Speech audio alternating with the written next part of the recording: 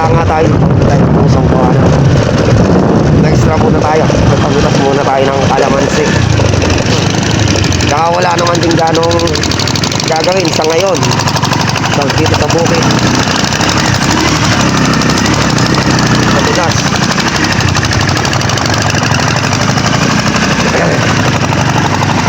May gagawin lang kami yan kung sakali magpapabunga ng mga kapakner.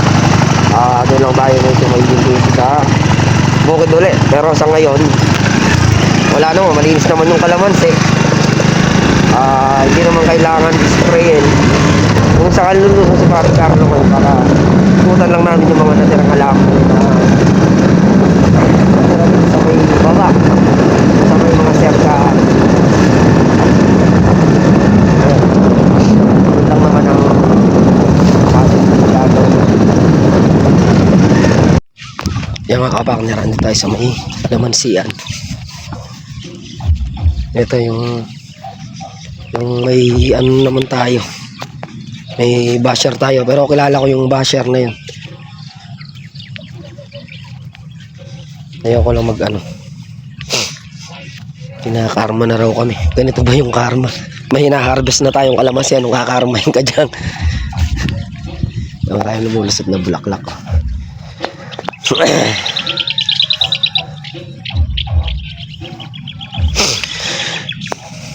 Kinakarma daw tayo.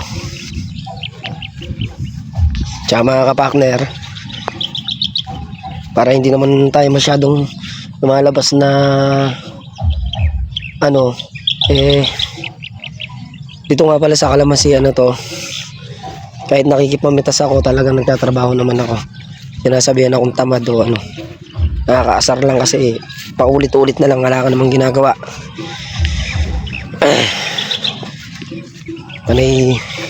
Panay ang bas nila sa akin, hindi naman nila alam yung trabaho dito. Kung nakikita lang nila ginagawa ako dito, baka sabihin nila, ay ganyan pala magtrabaho to.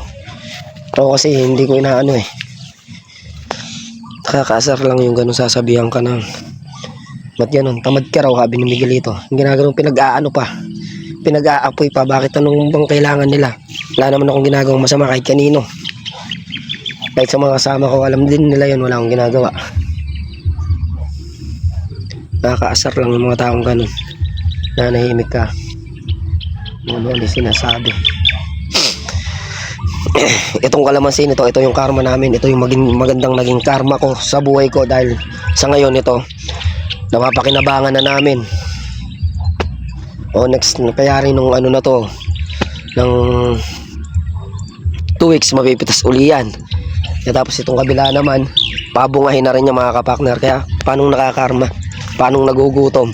Kung nakikita man nila ako nakikipamitas, nakikipagtrabaho sa iba, kailangan ko rin dumiskarte para syempre extra kita natin, hindi tayo nakaasa lagi dito sa kalamansi. Yun, kaya nakikipag ano din ako. Karma sinasabi no. Kilala ko yung basher na yun, lagi ko nakikita yun napakapangit ng basher ka, nakawala ka ng ano. Yan mga kapakner, at balim ikutan ko nga itong ano, tanggalin na serga.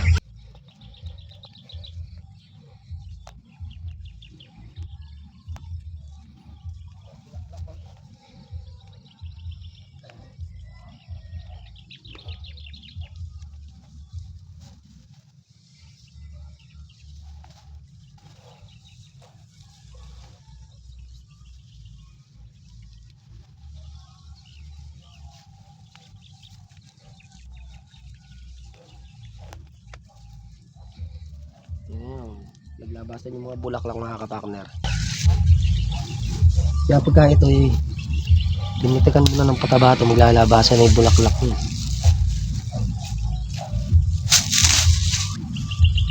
Yung mga bulaklak na yan, may bunga na rin. Labasan niya nung ano, pinatubigan.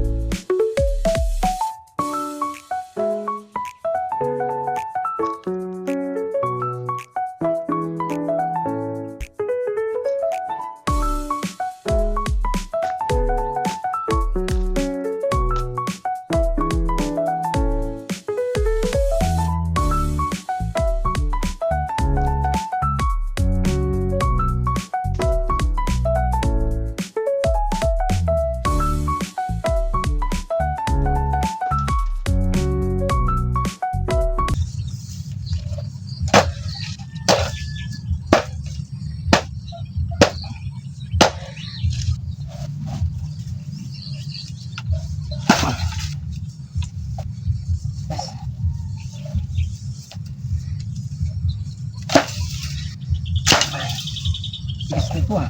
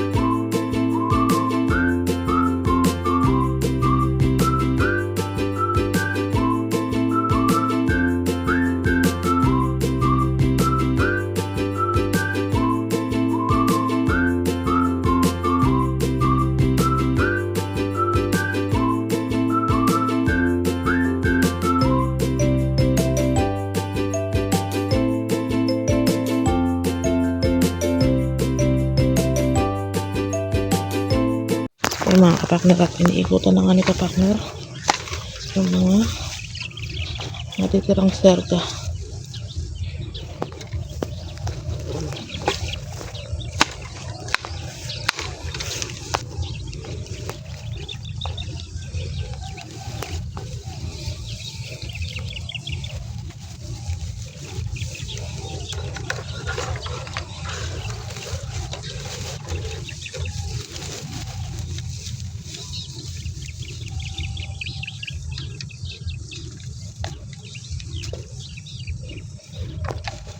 Eh mga kapakner, yung tanglad hindi hindi na nabenta. Bagay naman, hindi naman kagad malalanta yan, mapapanat.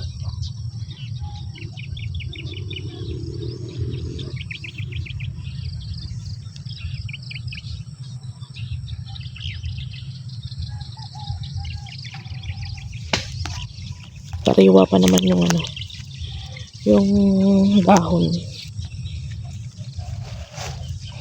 Ayan.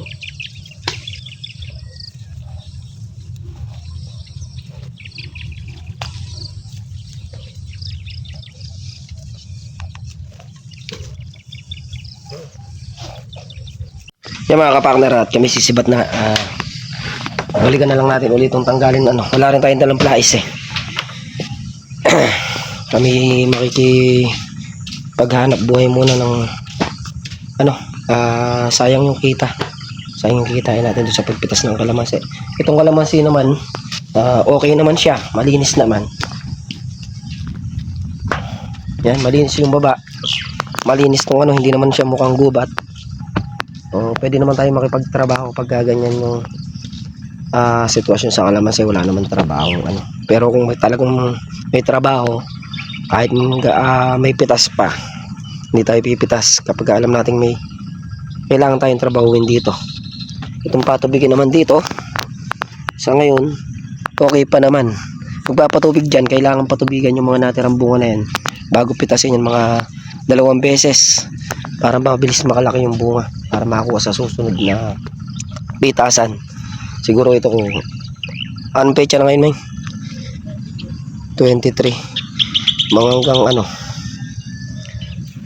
25 siguro, 26 baka pwede na rin patubigan uli. Tapos yung susunod na bago pitasin, titingnan natin kung hindi pa yung lupa hindi pa tuyo. 2 beses natin papatubigan para makuha yung mga bungang natira. Marami pa yung natira na yung mga kapakner. Nakaraan naka 18 red bag.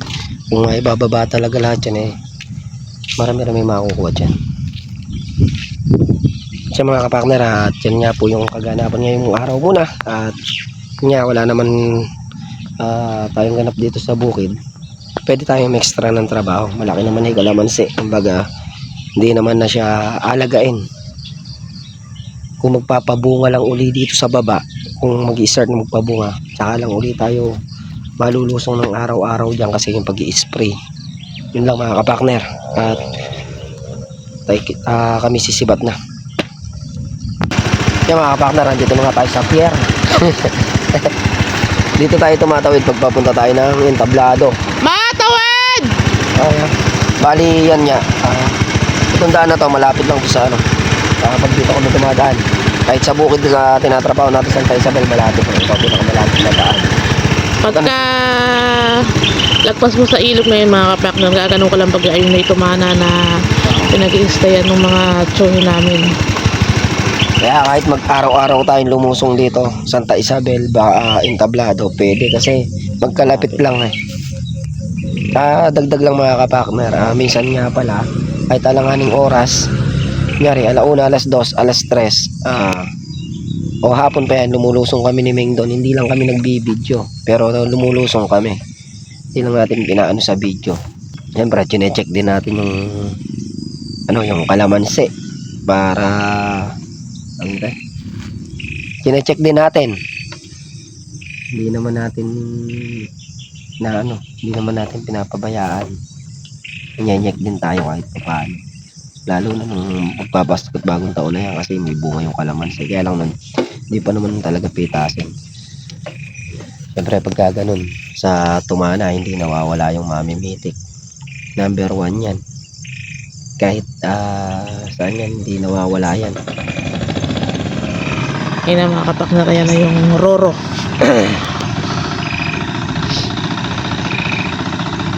Magbabayad ka lang naman dyan mga kapakner, 30 pesos. Pero malapit. Kaya sa iikot tayo sa highway. Iikot ka pa, dadaanan mo pa yung Hacienda, Santa Rita, San Malayo. Roque, Cabiao. Tapos pagdating sa kanto ng entablado, malayo pa rin yung tatakboy mo para ka uling nagbiyahe ng San Vicente hanggang doon sa may Santa Isabel, doon sa binubukid namin.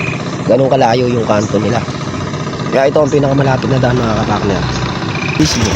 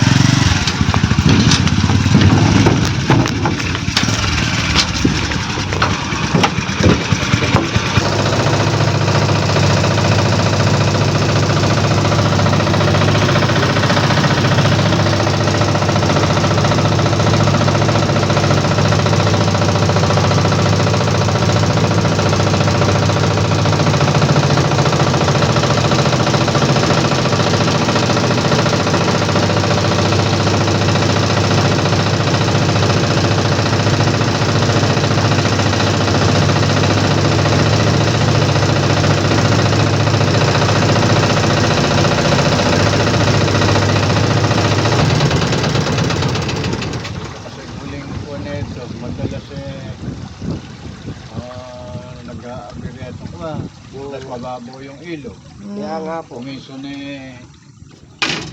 naagusan yan. Mas na ako mag-concentrate na ka. Pag nagpatubig doon, pumuputik dyan. Pero marami rin tumatawid din eh. Mas malapit kasi.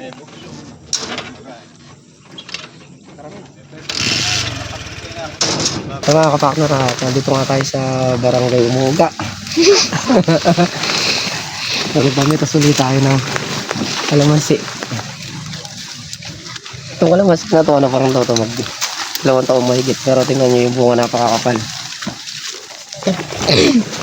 Tabing bahay. Ganyan din yung mangyayari sa kalamansi natin sa bukod sa susunod na pabungahan. Kasi sa ngayon medyo malipis pa talaga yung nasa bukod. Sa pangalawang pabungahan lang, yan magaganyan din ang bunga ng kapalo. Ayun o. Ayun o. Ayun o. Ayun. Yan laki. Saan pa rin natin pumipitas si Meng. Ang alalay ng pandak.